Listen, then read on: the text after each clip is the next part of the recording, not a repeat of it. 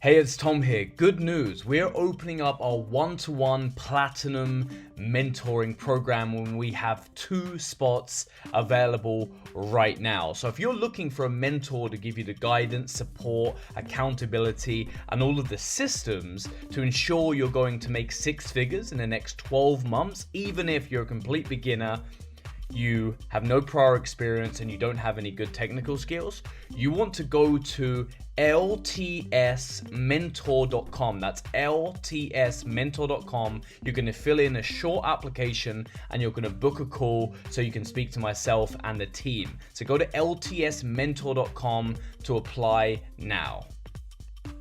What's up, everyone? Welcome back to another episode of Launch to Six podcast with your favorite people. My name's Thomas Wade. We've got Thomas, we've got Casper. What's up, guys? Hey guys, what's going on? Hey guys, all good, all good. Sweet. So what we have decided to talk about today is the power of focus. So let's start with yourself, Thomas. Why do you think, from your personal experience and relating to making money in business and just being happy in general, why do you think focus is fundamental for someone to be succeeding in business? Yeah, I mean, the issue is that we live in a world of a lot of distraction. You know, even if I go to a real pinnacle of distraction ultimately, which is social media, and it's built that whole the world is pulling you from different directions, trying to take your attention. And so as a result, it leaves you with very little willpower, very little resource personally. I'm talking about personal energy, a finite amount of personal energy. At the end of the day, to actually be able to then go, right, I've got these goals, I've got these dreams, these achievements, I'm going to go out and get them. I need to use some energy. I need some oomph to go and get them. And so focus in business for me and those that their goal setting ultimately is about being able to turn off those distractions from the world, whatever it could be. It could be, oh, do you know what? I'm gonna just scroll through Facebook. I'm gonna get pulled off into the stream. Oh, I'm gonna go on YouTube because I want to find a tutorial to do something. 2 hours later, I'm looking at pug videos. No poke there, Casper. No, I've been there. But bad I've joke. been there many times. But no, I mean, jokes aside, we've all been there. But the biggest thing is that are these things, these distractions, are they getting you towards your goal? I'll end off because I love the question. Thank you for letting me take the stage, Tom. A guy who was quite an entrepreneur to me, to be honest, and he was one of my first big referrers. He referred me to some of my mentors in business. A really nice guy. And we sat down for lunch with him. Actually, no, I'll tell that story one point. But this guy, I think, in a way, changed my life actually. But anyways, he told me a story over the time that we had together, my first sort of meeting, and he said in his brain he has got a scale, if you imagine. So imagine a sort of a dial, as it were, and he basically will go through his day, and he will essentially judge what he's doing based on that dial in his brain, and it will say, right, this dial is right, this is pointing towards my goals, towards my dreams, versus it's not. And so if he sat for too long, 5-10 minutes, doing something that just doesn't contribute to his life, then he will switch it off and he'll go, that dial's gone, right, I've got to go. What it did was it kept on moving towards those goals. And it was quite interesting hearing how he dealt with that. Now, there's a couple of big rules to that, guys, is having good goals, having structured, elements, but that's a whole different sort of topic in its own right. But it was such a fantastic tool I found within himself personally, for then actually dealing with distraction, dealing with focus. That was, it was honestly a very, very powerful. I've gone off on a slight ramble there, but I hope it's sort of given a slight kind of snapshot of where, I mean, from my opinion, I don't know if you guys agree with focus and dealing with distraction in the world. For sure. Well, it's a KISS principle as well, isn't it? Keep it simple, stupid. And I think people should Google that. And I think, it's the art of keeping things simple. And I do that. So I'll share a couple of things that I literally be 1 minute. I'll give people a little checklist of what I do. So I have a news feed eradicator. so I don't see anything on my news feed. I don't have WhatsApp anymore. I'm getting rid of that as of today. No one has my number except the people that I truly love and care about. If you want to have a call with me, it needs to be booked. This is just the way I've done it for years, and it has helped my mental health, but also my productivity massively. Despite turbulent times, and also even when it's great, you can also get distracted because you've got shiny things, you've got nice meals, beautiful people around you, right? You can go on holiday, you can do all that stuff. So I did that. I had a simple email with only receiving emails that I could action that were productive. I'm not being perfect with this, by the way, at all times, but now I'm very strict on it. And I just got rid of any distractions. I also have people can Google that newsfeed eradicator. They can tick YouTube and Facebook. And when you go on YouTube, it won't come up with the suggested videos on the right-hand side. And it also won't come up with the comments, and it won't come up with the home feed. So you only look at what you search for. Wow. And it truly has helped my focus. My mind is quietened down by about 80%. And it's That's free. Huge. It's free. And it's really powerful. Yeah. And that's it for me. I mean, I think sometimes there's too many productivity apps and focus apps, like in terms of like checklists and stuff. I think you got to find your groove. But I remember there's a mentor that said to me, people always say they don't have enough time. And he goes, everyone has the same amount of time in the day, but they fill up that time with a load of crap. So I think, of course, you've got your loved ones, your wife, girlfriend, husband, your spouse, your family. Of course, you dedicate that time. But you also, it's like I was listening to Brian Tracy this morning, but with Eat That Frog, the book you recommended, the Automated Cash Flow students yesterday.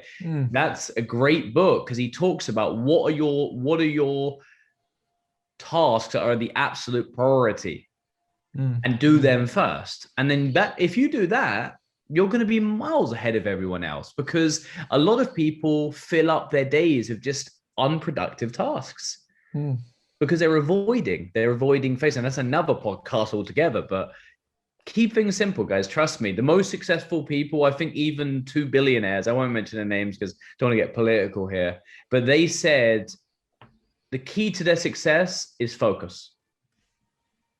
So use the F word to your advantage. I like that. Absolutely. Fudge. Absolutely. Casper, how about yourself, mate? In terms of, so I know we did a whole podcast. You should check this out, guys. It's called the Goldilocks Zone. And we spoke about dealing with, I know, Casper, you won't mind me sharing, but with you've got ADHD. Yeah, that's and right. Dealing with focus within your day-to-day. And I know that you mentioned some very specific tips that you had for dealing with that, and he keeping that, getting into that hyper focus zone.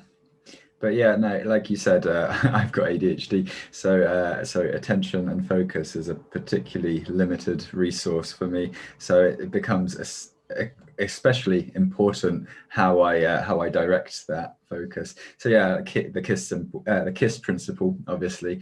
I like to keep things as simple as possible. I'll kind of prioritize my most important tasks. I'll kind of always set aside some time for activity and kind of fitness, exercise, all of that kind of stuff, to just have a healthy outlet for my energy. But there's various methods. We go over it in the podcast, so do check that one out. But like Tom mentioned as well, the newsfeed eradicator, I'd find that particularly dangerous for me. YouTube especially, I'd go in, I'd usually be looking for a tutorial like how to set up or configure a particular thing. And you're in Joe Rogan. I'm like, oh, that's actually an intriguing question, and then I'll kind of click on it and I'll kind of watch it, and there'll be some suggested videos, and before I know it, a couple of hours have passed and I kind of still haven't accomplished the task. Everyone's nodding and relating right now. That's right. We're kind of like watching somebody build a hut out of sticks in the wilderness, I just get really sidetracked. So newsfeed eradicators are particularly important for me. I mean, it's one of the reasons why. I mean, I know that. I mean, some of you guys, if you ever join us, we make a joke that we don't sleep. I like to think I probably out of the three of us probably the most regular sleep pattern. I know Tom's a bit of a night owl. Casper, you are literally nocturnal / Yeah. don't sleep at all. I And I know that don't for sleep more than you, 6 hours a night. yeah, I know That's that a good for night you, for me. yeah, and I know that when we were chatting, for you, it was very much you found that your prime time to focus was at sort of like 2 a.m. in the morning. Yeah, that's right. That's And because there's just no outside distractions. You don't get yeah, people phoning me. You don't yeah, get text messages. You don't get support emails. There's kind of like the dogs are sleeping, so they don't demand to be fed or kind of go out for a walk. It's literally just focus time for me. It's yeah. dead quiet. Nobody's going to distract me. I can just sit down and get on with what I have to do. But during the day, there's just so much going on. There's kind of I just can't focus quite as well during the day. What So, I yeah, suggest like everyone you said, I've become does, nocturnal. for sure. No, I mean, what people should do is they should audit where they get pulled in the day, and they should basically do a detox and really do this. Honestly, if you do this, I've been doing this over the years, and now I'm very extreme. Like a lot of people said, why can I never speak to Tom? I can never get, unless I'm obviously it's like a business meeting and I'm responding, because obviously I'm going to be responding to either business stuff, clients, people I love, but anything external. So I've been going through an audit right now. So I have my number unsubscribed. I have on the iPhone, do not disturb. So I get no messages come through. I don't see anything. I don't hear anything. I have no notifications on my laptop at all. I only look at like the screen and then what I've got to do. And for about 6 hours a day, I do self-development. So 6 hours a day, I'm obviously working, but I also have self-development on in the background. So I'll get a YouTube video up, and that's why I had to have the blocker, because I'm trying to find the video and my brain is going so scatty because there's so many options, and I just search it in, click it, play it in the background, and there's now YouTube Premium. So you can have that on your phone and you can block ads. Like I don't have any ads. Like it's extreme. I've gone to the extreme. That's really extreme in terms of personal development. But what you're getting at it helps. Is something called the 5-hour rule. I'm not sure if you guys or our listeners are familiar with it, but the 5-hour rule essentially says that every successful person spends at least 1 hour of the work week on personal development. So in the short term, like obviously, yes, it will cost them productivity, it will cost them time that they could be spending working. But in the long run, they're building their personal skills, they're developing themselves, and they're better positioning themselves to improve and increase their income and their net. That's really well said, because Thomas, we were talking like a walk, right? Some people like meditation, breathing exercise, going for a walk. You need to separate your day up.